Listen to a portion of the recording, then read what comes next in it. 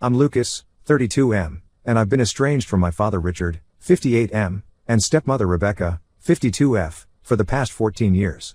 As soon as I turned 18, I moved out of their house, worked multiple jobs to make ends meet, and barely scraped by. Even though it was tough, the choice to leave was infinitely better than staying with them. My biological mother passed away when I was 5, and my father remarried Rebecca when I was 7. From the beginning, it was clear that Rebecca resented my presence. She saw me as a constant reminder of my father's previous marriage and made no effort to hide her disdain. My father, instead of protecting me, chose to ignore the situation and often sided with Rebecca to keep the peace. Growing up, I faced constant emotional abuse and neglect. Rebecca would often compare me unfavorably to her own children from a previous marriage, my step-siblings Alex, 30M, and Mia, 28F. She'd say things like, "Why can't you be more like Alex?" Or Mia would never do something so stupid. My father remained silent during these tirades, effectively condoning her behavior. One particularly painful memory stands out. When I was 14, I had saved up money from my part-time job at a local grocery store to buy a new gaming console. I was so excited to finally have something of my own. But just a week after I bought it, Rebecca decided that Alex deserved it more because he had gotten good grades. She took it from my room and gave it to him. When I protested, my father told me to stop being selfish and think about the family. As I got older, the emotional abuse escalated. Rebecca would routinely go through my things, read my private journals, and share embarrassing details with my step-siblings. She'd mock my interests, belittle my achievements, and constantly remind me that I was a burden on the family. My father, meanwhile, became increasingly distant. He'd work long hours, and when he was home, he'd avoid any confrontation. On the rare occasions when I tried to talk to him about Rebecca's behavior, he'd brush it off, saying I was being too sensitive or that I needed to try harder to fit in with the family. The final straw came during my senior year of high school. I had been working hard to maintain good grades while also working part-time, hoping to get a scholarship for college. I had my sights set on a university about 3 hours away. When Rebecca found out, she went ballistic. She accused me of abandoning the family and being ungrateful for all they'd done for me. In a moment of anger, she tore up my college applications that I had left on the kitchen table. My father walked in on this scene and did nothing. He simply turned around and walked out of the room. That's when I knew I had to leave as soon as I turned 18. The day after my 18th birthday, I packed what little I owned and left. I didn't have much of a plan, just a determination to get away. I couch surfed with friends for a while, worked multiple minimum wage jobs, and slowly started to build a life for myself. It wasn't easy. There were nights when I went to bed hungry, times when I had to choose between paying rent or buying textbooks for the community college classes I was taking. But even in those tough moments, I never regretted my decision to leave. Over the years, I've managed to create a good life for myself. I put myself through community college, then transferred to a state university where I earned a degree in computer science. I now have a stable job as a software developer, my own apartment, and a group of close friends who have become my chosen family. I've been in therapy for the past few years, working through the trauma of my childhood. It's been a long journey, but I'm proud of how far I've come. I've learned to set boundaries, to value myself, and to recognize toxic behavior. Recently, my stepsister Mia reached out to me through social media. She said that our father is ill and that both he and Rebecca want to reconnect. She painted a picture of them as remorseful, claiming they've changed and want to make amends. Part of me is curious. Despite everything, there's still a small part of me that yearns for a relationship with my father. But a larger part of me is terrified of opening that door again. I've worked so hard to heal and build a life for myself, and I'm afraid of undoing all that progress. My girlfriend Zoe, 30F, who I've been dating for 2 years, thinks I should at least hear them out. She comes from a close-knit family and believes in the power of forgiveness. But she also says she'll support whatever decision I make. I'm torn. On one hand, I've dreamed of hearing an apology from my father and Rebecca for years. On the other hand, I'm scared of being hurt again. What if they haven't really changed? What if this is just another way for them to exert control over my life? I don't know what to do. Should I give them a chance to explain themselves? Or should I maintain the distance that has allowed me to heal and thrive? Am I the asshole if I choose not to reconnect with my dying father? Update 1. It's been a month since my last post, and a lot has happened. After much deliberation and several long conversations with Zoe, I decided to meet with my father and Rebecca. I want to thank everyone who shared their thoughts and experiences. Your insights were invaluable in helping me make this decision. I arranged to meet them at a neutral location, a quiet cafe near my apartment. I chose this spot so I could easily leave if things got uncomfortable. Zoe offered to come with me for support, but I felt this was something I needed to do alone. When I arrived at the cafe, I was surprised to see how much my father had aged. He looked frail and tired, a stark contrast to the strong, imposing figure of my childhood. Rebecca, on the other hand, looked much the same, though there was a nervousness in her demeanor that I'd never seen before. The meeting was intense. My father started by apologizing for his absence during my childhood. He admitted that he had failed me as a parent, choosing the path of least resistance rather than standing up for me. He expressed deep regret for not protecting me from Rebecca's mistreatment and for not being the father I deserved. Rebecca's apology was less straightforward. She acknowledged that she had treated me unfairly but tried to justify her actions by talking about how difficult it was to be a stepmother. She mentioned feeling threatened by my presence and the memory of my mother. While I appreciated her honesty, I couldn't help but feel that she was still trying to shift some of the blame onto me. As they talked, I realized something important. While they seemed genuinely remorseful, they didn't fully grasp the extent of the damage they'd caused. They spoke about specific incidents, the gaming console, the torn college applications, but seemed oblivious to the daily emotional toll their behavior had taken on me. When they finished speaking, I took a deep breath and shared my perspective. I told them about the years of therapy, the struggle to build self-esteem, and the constant battle against feelings of worthlessness that stemmed from their treatment. I explained how their actions had affected every aspect of my life, my relationships, my career choices, even my ability to trust others. My father listened silently, tears in his eyes. Rebecca seemed shocked, as if she was hearing this for the first time. Maybe she was. Maybe they had both convinced themselves that their behavior wasn't as bad as it actually was. After I finished speaking, there was a long silence. Then my father asked if there was any chance of rebuilding our relationship. He mentioned his illness, stage 3 lung cancer, and expressed a desire to make things right before it was too late. I was honest with them.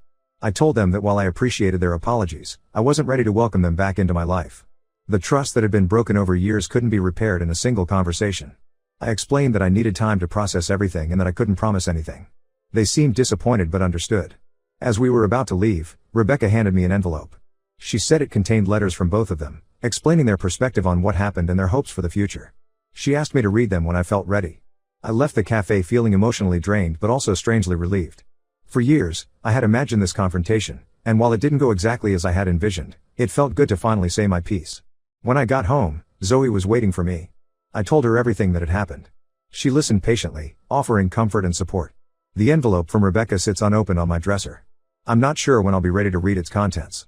For now, I'm taking things one day at a time. I'm proud of myself for facing my past, but I also recognize that this is just the beginning of a long and complicated journey. I don't know what the future holds regarding my relationship with my father and Rebecca, but for the first time in years, I feel like I have control over the situation. I'll keep you updated as things develop. Thank you again for all your support and advice. Update 2. It's been 2 months since my meeting with my father and Rebecca, and I wanted to give you all an update on the situation. After our initial meeting, I took some time to process everything that had been said. The envelope with their letters remained unopened for several weeks as I grappled with my emotions. Eventually, with Zoe's encouragement, I decided to read them. My father's letter was heartfelt and remorseful. He delved deeper into his own struggles during my childhood, his grief over my mother's death, his fear of being a single parent, and his misguided belief that providing a complete family was more important than ensuring that family was loving and supportive. He acknowledged that his choices had caused me immense pain and expressed a genuine desire to make amends, if I was willing to give him the chance. Rebecca's letter was more complex. While she reiterated her apology, there was still an undercurrent of justification for her past behavior. She wrote about her own insecurities and how she had felt threatened by my presence in the family. However, she also expressed regret for how she had handled those feelings and acknowledged that her treatment of me was inexcusable. Reading these letters stirred up a lot of emotions. On one hand, I felt validated. Finally, they were acknowledging the pain they had caused. On the other hand, it brought back painful memories I had worked hard to move past. After much reflection and several discussions with my therapist, I decided to take a cautious step forward. I agreed to meet with my father alone, without Rebecca present. We met at the same cafe as before. This meeting was different from the last. Without Rebecca there, my father seemed more open and vulnerable. He shared more about his cancer diagnosis and his treatment plan. He talked about the regrets he had and how facing his mortality had made him realize the magnitude of his mistakes. For the first time, I felt like I was seeing the father I had always wished for, someone who was present, listening, and genuinely caring about my feelings. It was both healing and heartbreaking to experience this now, after so many years. I shared more about my life, my job, my relationship with Zoe, my hopes for the future. He listened attentively, asking questions and showing a genuine interest in who I had become. At the end of our meeting, we agreed to keep in touch. We've set up a schedule to meet once a month, just the two of us. I've made it clear that I'm not ready to have Rebecca in my life yet, and he's respected that boundary. As for Rebecca, I sent her a brief email thanking her for the letter and explaining that while I appreciate her apology, I need more time before considering any kind of relationship with her. She responded respectfully, saying she understands and will wait until I'm ready, if that day ever comes. This situation is still complicated, and I'm taking it one day at a time. I'm cautiously optimistic about rebuilding a relationship with my father, but I'm also protecting myself by maintaining clear boundaries. Zoe has been incredibly supportive throughout this process, and I'm grateful for her presence in my life. I know this journey of reconciliation, or at least understanding, with my father will be long and potentially difficult, especially given his health situation. But for now, I feel like I'm making the right choice for myself. Thank you all for your continued support and advice. I'll update again if there are any significant developments. Update 3, it's been 6 months since my last update, and I wanted to share the latest developments in my situation with my father and Rebecca. Over the past few months, I've been meeting regularly with my father. Our monthly cafe meetings have become a fixture in both our lives. Through these conversations, we've slowly begun to rebuild our relationship. It's been a process of rediscovery, learning who we are as adults and trying to bridge the gap created by years of estrangement. My father's health has been a significant factor in our interactions. His cancer treatments have been grueling, and there have been times when he's been too weak to meet in person. On those occasions, we've had phone calls instead. Hearing the fatigue in his voice during these calls has been difficult, stirring up complex emotions of concern, sadness, and lingering resentment. Despite his illness, or perhaps because of it, my father has been making a concerted effort to be the parent he should have been years ago. He listens when I speak, offers support when I need it, and respects my boundaries. There have been moments of tension, particularly when conversations drift towards the past, but we're learning to navigate these difficult topics together. A significant moment came last month when my father asked if he could meet Zoe. After discussing it with her and my therapist, I agreed. We met at a restaurant, and I was touched by how my father went out of his way to make Zoe feel comfortable. He asked about her work, her interests, and our relationship. Zoe later told me she could see how hard he was trying to be supportive. As for Rebecca, things are more complicated. She has respected my wish for distance, but my increasing contact with my father has inevitably brought her back into the periphery of my life. My father doesn't hide the fact that he discusses our meetings with her, which I've come to accept. About a month ago, Rebecca reached out again. She sent an email expressing her continued remorse and her hope that one day we might be able to talk. She also shared that she started seeing a therapist to work through her own issues, particularly those related to her behavior during my childhood. I responded to her email, acknowledging her efforts and expressing appreciation for her respecting my boundaries. However, I also reiterated that I'm not ready for direct contact with her yet. The wounds from her treatment are still deep, and while I'm working on forgiveness, I'm not there yet. This journey of reconciliation has not been easy. There are days when I question whether I'm doing the right thing, whether I'm opening myself up to be hurt again. But there are also moments of genuine connection with my father that I never thought I'd experience. My relationship with Zoe has been a source of strength throughout this process. Her unwavering support and outside perspective have been invaluable. We've actually started discussing our future more seriously, including the possibility of marriage. It's both exciting and a little scary to be planning a future that now potentially includes a relationship with my father. As my father's health continues to decline, I find myself grappling with conflicting emotions. There's a sense of urgency to resolve our past issues, but also a fear of rushing a process that needs time. I'm trying to balance building this new relationship with protecting my own emotional well-being. For now, I'm taking things one day at a time.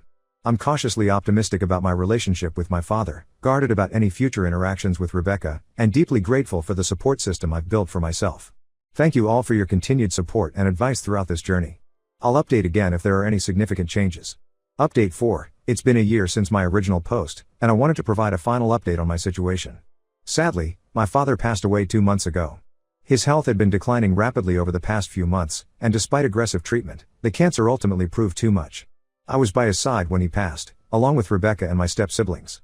The last few months of his life were intense and emotional. As his condition worsened, our meetings became more frequent. We had many deep conversations during this time, addressing years of hurt and misunderstanding. It wasn't always easy, but I'm grateful we had the opportunity to clear the air before it was too late. In his final weeks, my father expressed how proud he was of the man I'd become, despite his failings as a parent.